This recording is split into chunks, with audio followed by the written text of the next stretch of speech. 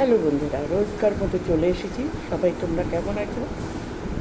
আমি তো ভালো আছি। তো আমার কথা নিয়ে ছোটোবেলায় আগেই বলেছিলাম, দাদুর কাছে আমরা বিজয়া দশমীতে প্রণাম করতে যেতাম। তো টাকা পাওয়ার লোভে, এটা আমাদের ভীষণ পরম পাওয়া।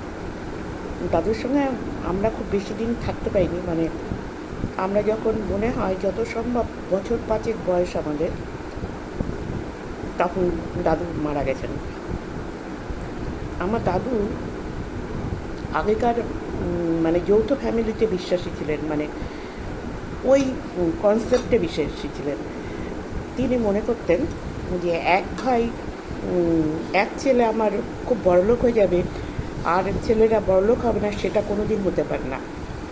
আর দাদুর মানে আমাকে বাবাকে প্রথম ব্যবসা করার টাকাটা আমার দাদুই দিয়েছিলেন। তো যার জন্য দাদু বাবা খুব কৃতজ্ঞ ছিলেন বাবার কাছ থেকে, তার বাবার কাছ থেকে। এই জন্য আমার দাদু যা বলতো, দাদু সেটা শোনার চেষ্টা করতো। তো যেহেতু দাদু আমাদের বাড়িটা হলো, তখন দাদু বাবাকে বললেন, তুমি আরেকটা বাড়ি করে দাও, তোমার বাড়িটা যখন আমার নামে দিলে না। আর আমার নামে বাড়ি না হলে তো ছেলেরা থাকতে পারবে না। আমার বাবারা 4 ভাই 1 বোন ছিল। আর পিসির বিয়ে হয়েছিল, খুব একটা ভালো না অবস্থা, খুব একটা ভালো ছিল না। যাই হোক, খাতা লিখতো আমার পিসেমশাই একটা দোকানে, কোনো রকমের সংসার চলতো। আর আমার বাবা সাহায্য করতেন, মানে সেটা রেগুলার ছিল না, করতো।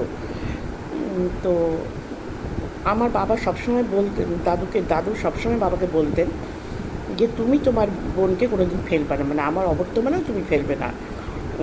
তো বাবা কথা দিয়েছিলেন, না আমি ফেলবো না।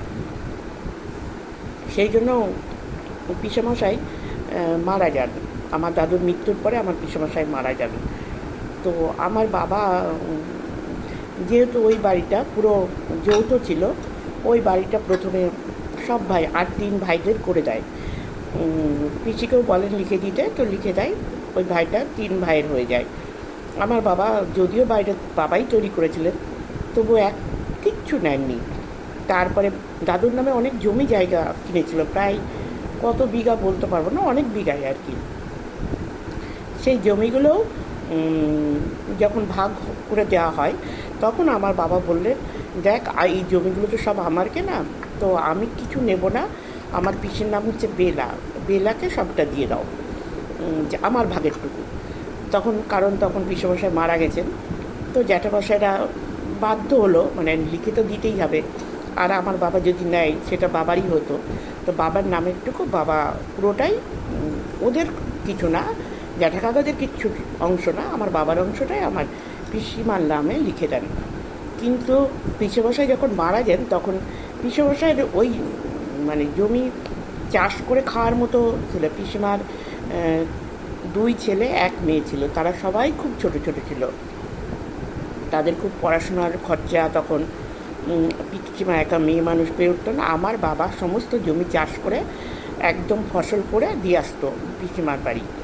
তো আর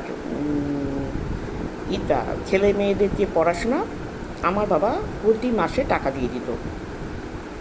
তার মিনিমাম একটা খরচা, অনেক দিত না, কিন্তু যা দিত ওদের হয়ে যেত, খুব লাক্সারিভাবে না হলেও পড়াশোনার খরচাটা হয়ে যেত। তো এইভাবেই যতদিন ওরা বড় না হলো পিসমা ছেলেরা, ততদিন আমার বাবা এরকমভাবেই টেনেছিলেন। আমার বাবা মনে করতেন তার বাবার কথা শোনার জন্যই তার এত উন্নতি, মানে বাবাকে ঠাকুরের মতো শ্রদ্ধা করতেন। তা আজকে এইটুকুই, পরে আবার একদিন।